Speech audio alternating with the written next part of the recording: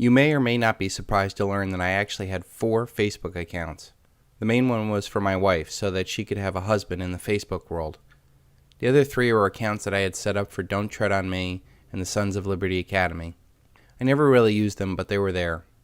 The only high point I ever had of the whole experience was my first birthday with Facebook, when I received over 100 happy birthdays from people all over the world.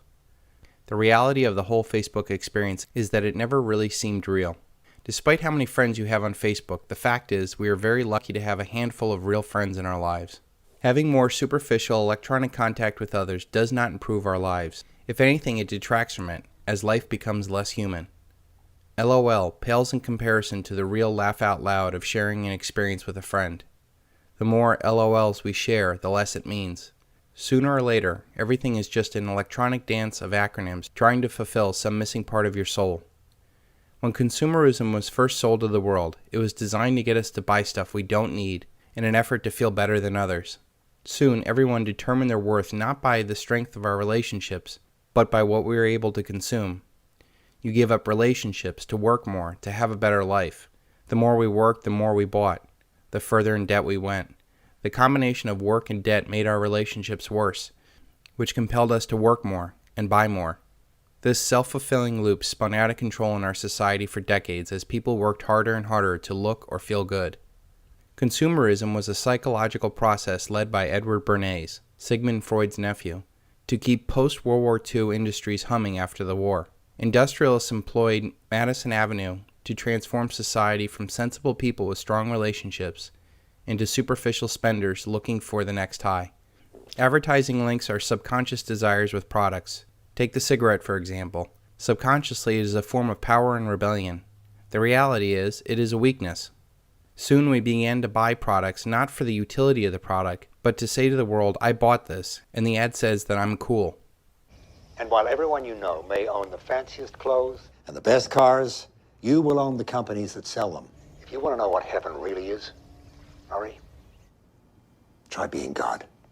The bankers that backed all this up needed this spending to create more debt in order for their Keynesian Ponzi scheme not to collapse. This plan worked well for many decades, but as the boomers age, the party is over for consumerism and the check is due.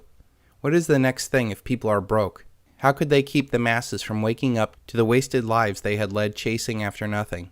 The answer is, let them amuse themselves to death. Facebook is the ultimate expression of narcissism. Where else can you go and expose everything about yourself like a prancing peacock? I mean, you get your 15 minutes of fame every minute. Facebook is, when you boil it down, one big look at me fest. Look at my pictures, look at my car, look at where I am, look at my wife, look at my life. The ultimate irony in the social network is that nobody really cares because it's not about them. Oh sure, they'll say nice things, but deep down they don't care at all. The narcissism is so rampant in our society that people would step over a real relationship to update their status. The answer to the question, what's on my mind, is usually nothing at all. Facebook is also full of shameless promotion. The stuff that isn't vapid on Facebook is probably promotional. Corporations, promoters, stars, small businessmen are either promoting their services or networking to get ahead. There are whole marketing courses about social media managers. The sad thing is that the comments and tweets are not even done by the people you are following. They have social media managers for that. They probably have lives and don't waste their time playing with Facebook. Do you see the irony in that? You friend or follow somebody because they're doing something interesting with their lives, and they don't waste precious time doing stupid stuff like spending hours on Facebook. Corporation and marketers tell us, hey, it's cool to connect. But behind the scenes, they're only interested in the conversion and monetization of traffic. And listen carefully. The low self-esteem success chance is the conclusion that you want your prospect to have, which says, well, these guys are smart and I'm retarded. Oh, actually, that's not the exact one, but let's say they have that conclusion A. These guys are smart, I'm retarded, I can't do it. But if I could just do 1/10 as much as they do, then this would definitely be worth it. Right?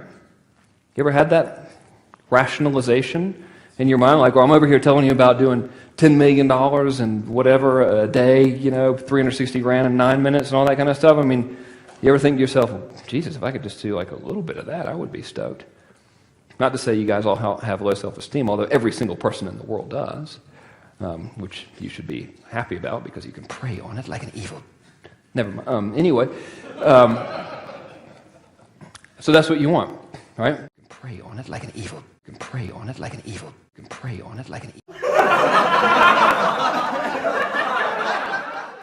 The predator mentality of marketing and how it corrupts our relationships is why Bill Hicks says to marketers, kill yourself. By the way, if anyone here is in advertising or marketing, kill yourself. Thank you. Thanks. Just a little thought. I'm just trying to plant seeds. There's no rationalization for what you do, and you are Satan's little helpers, okay? Kill yourself, seriously. You're the ruiner of all things good.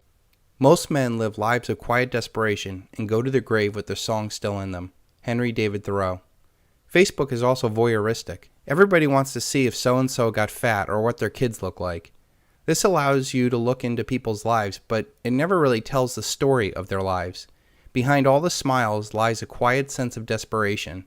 It may be money issues or relationships or disease or work issues. We all have it. We all have a deeper life that we would share with real friends, but not with your Facebook friends. If you cannot be open with a person, why even let them in your life? Why would you let them look in? We are way too polite as we give up that part of us to people who don't even really care about us. We must keep the sacred from the profane. Since we put ourselves into this petri dish of social voyeurism, we force ourselves to put on a mask. We intentionally mask what we really feel for many reasons. We may not want to upset someone, or we may want to impress somebody. The problem comes when we wear a mask so much that we lose who we really are. This may stifle some desire to do something, or to be who you really want to be. Since we wear this mask, people who we do let into our lives only know the mask. Then you become too afraid to be who you really are, for fear of scaring them off. This ultimately leads to unfulfilling relationships or worse. Now, before you Facebook people get all upset, Facebook does have some good qualities. Yes, it is cool to connect with old friends and share pictures. Your Facebook life is reflective of your real life. Most of the people that are on Facebook have a life, and it doesn't consume them. Facebook is not the cause of these problems any more than pencils misspell words. Facebook is just an easy outlet for millions trying to find meaning or connection in their lives. The problem is, this kind of connection is superficial and unfulfilling. What Facebook is to emotional social fulfillment is what porn is to an emotional sexual fulfillment. Nothing beats the real thing. If you really want to connect with people, quit texting and commenting and pick up the phone and talk. Video chat is even better because so much of our communication is nonverbal. We can judge a person's emotions within seconds of seeing them. So much of our communication is lost through this electronic filter. The best way to communicate, of course, is face-to-face. The best conversations I've ever had in my life occurred when I got together to have a drink and just talk. These connections energize us because it is what we are meant to be doing. We are visual, emotional, and spiritual beings wanting to connect on a deeper level with meaning and purpose. If your life does not have meaning or purpose, look at the friends you keep. Facebook acts as a tool towards that purpose. It is a sad substitute for the real thing. Real communication about real issues is hundreds of times more powerful than the non-emotional niceties that pass for communication on Facebook. Do you realize there's a whole generation of humans that thinks this is normal? The criminal elite know that if they take away the meaning of words, it incapacitates our thought. If you cannot speak, you cannot think. If you cannot think, you cannot figure things out. If you cannot figure things out, you will never see that you're a slave. If you cannot see that you're a slave, you'll never rebel. If you cannot rebel, you'll never be free. And if you cannot be free, you'll never fulfill your purpose on earth to be your highest and best self. Until they become conscious, they will never rebel. And until after they have rebelled, they cannot become conscious. George Orwell. How long will it take for a computer algorithm to become your friend? Don't laugh. People think that Bitcoin is real money. Look at your Facebook contacts and tell me that the majority of the connections could not be programmed. Subject A is sad. An algorithm spits out, cheer up, it'll be okay. Or tell me about it. Or I'm here for you. Or I love you. If the contact is that vapid, and this is truly a narcissistic experience, who wouldn't like to have a bunch of yes men as friends? Mental masturbation to distract you from a hole in your life? The more this narcissism persists, the more it turns into psychopathic behavior in the real world. The biggest promoters are the ones making the biggest bucks. All of a sudden, people think psychopathic narcissistic behavior is the key to success.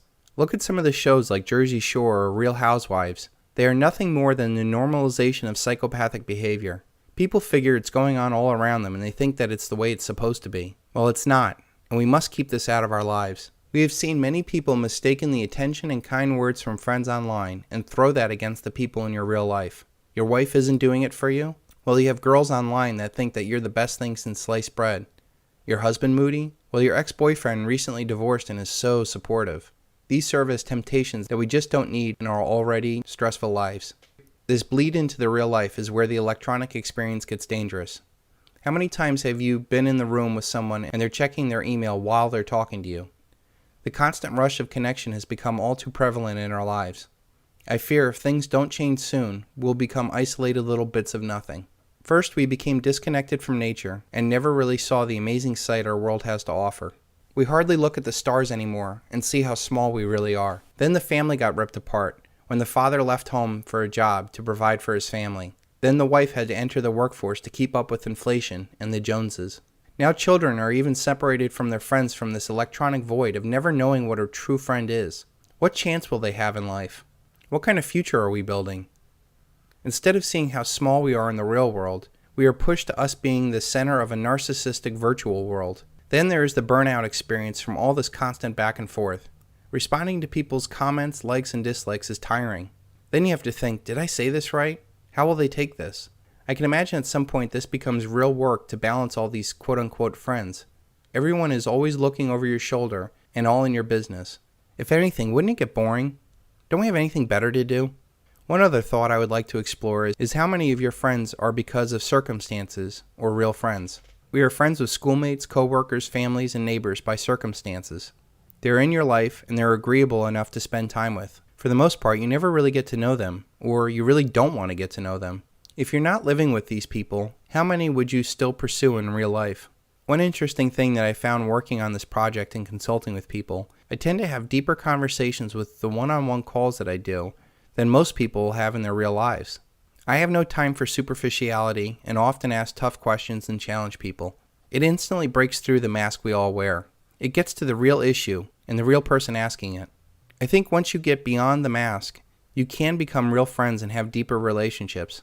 You should not be afraid to try this with your people in your life. You will either have less negative people in your life, or you will have deeper relationships with the ones that you love. I predict that there will come a time when people will quit all this vapid social networking and reestablish a real life. I believe that the crash of the dollar will coincide with this. We will no longer be able to get something for nothing and give up everything real for that nothing.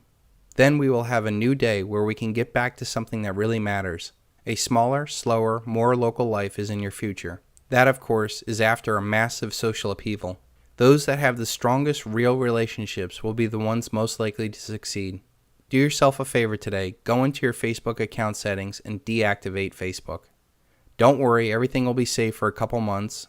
Blow past the creepy Mary and John will miss you pictures and post a link to this video as the reason why you're doing it. See how many people even notice that you're missing.